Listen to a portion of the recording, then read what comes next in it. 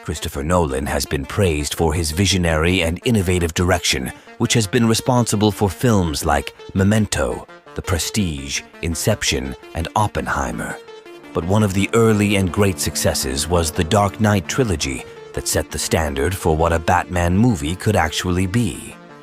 While the Dark Knight Trilogy laid the foundations for more films of its kind to be made, many of these projects struggled to replicate their results, coming off as overly ridiculous, outrageous, or just outright flops.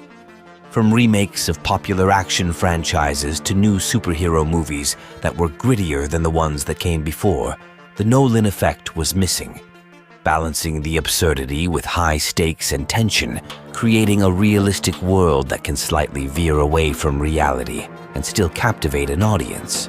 All of these are evidenced in every project Nolan has ever been responsible for, and it is no wonder other creatives want to emulate it, but getting it right is easier said than done.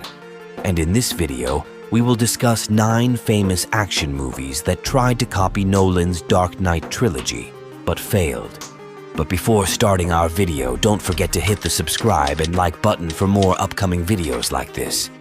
So let's start our video with the 9th movie that tried to copy Nolan's Dark Knight Trilogy, RoboCop.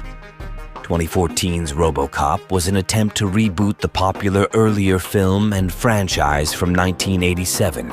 It achieved moderate success with mixed reviews, but a decent return at the box office.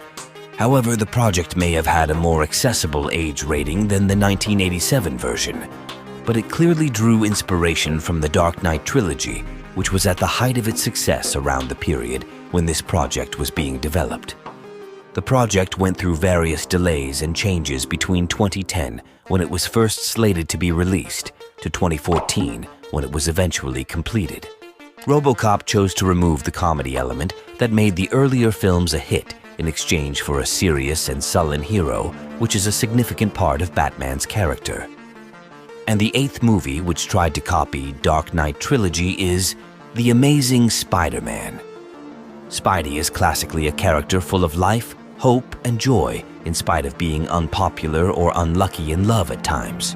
Garfield's take on the character took a slightly different approach, and in typical Nolan fashion, it attempted to realize more fully a character-focused story by stripping away some of the quirks that make Peter Parker who he is.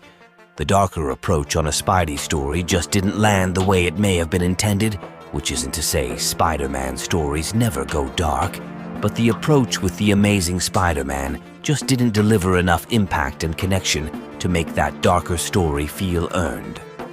And our 7th movie is Skyfall. When Daniel Craig took over as James Bond in the legendary 007 franchise, it was an exciting moment for the films to adapt to a more modern audience. In the past, Bond tended to be a more romantic and eccentric figure, but Craig's version of the character was much more grounded, less focused on unusual drink orders and wooing women, and more engaged with his assigned missions. This version went on to revitalize the franchise, and it did make Bond a much more modern action hero, but it was a clear departure from previous versions, and one that clearly had inspirations from this sort of grounding and focuses on the darker side that Nolan had pioneered with the Dark Knight Trilogy. And our 6th movie that tried to copy Nolan's Dark Knight Trilogy is Star Trek Into Darkness. Similarly, Star Trek had always focused on colorful stories of exploration and human curiosity, occasionally straying into darker territory with villains like the Borg, but largely staying upbeat and hopeful. The second entry in the modern Star Trek film saga focused on the famous villain Khan, but his characteristics appear to have drawn clear inspiration from the Dark Knight's antagonist, the Joker. Into Darkness portrayed Khan as a mad terrorist, not unlike the Joker, and the film appeared to have a much darker tone than the 2009 reboot Star Trek. And the 5th movie that we are going to talk about is Suicide Squad. Suicide Squad resides in the DC universe and was released 4 years after The Dark Knight Returns, so it makes sense for it to have drawn inspiration from the earlier success.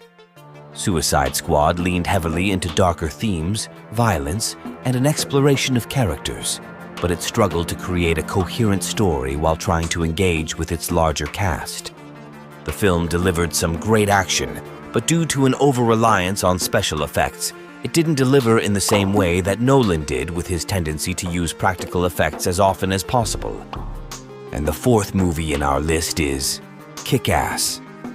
Inspired by the success of grittier hero films in general, such as the Dark Knight Trilogy and Watchmen, studios looked to other grounded hero stories with darker themes to adapt into film.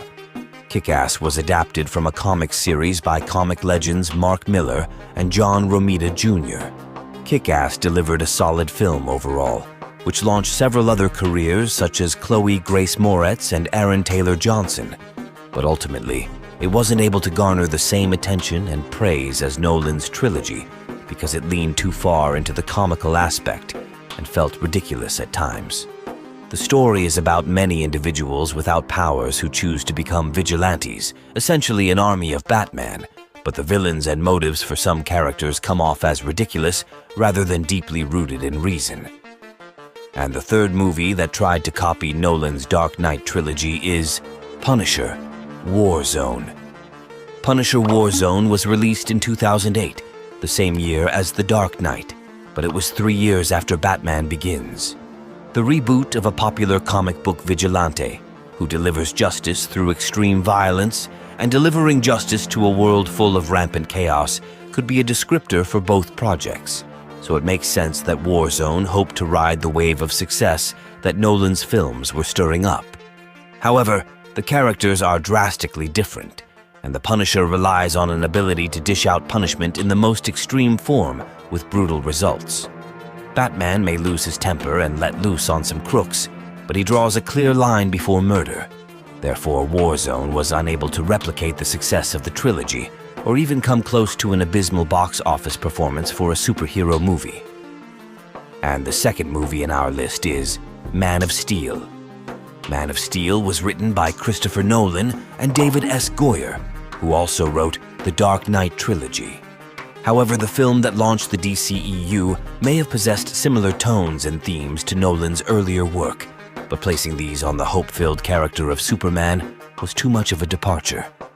Zack Snyder did a great job delivering a darker Superman story, but setting up the DCEU as a one-note, gritty universe when the comics were filled with so much more color was a major problem.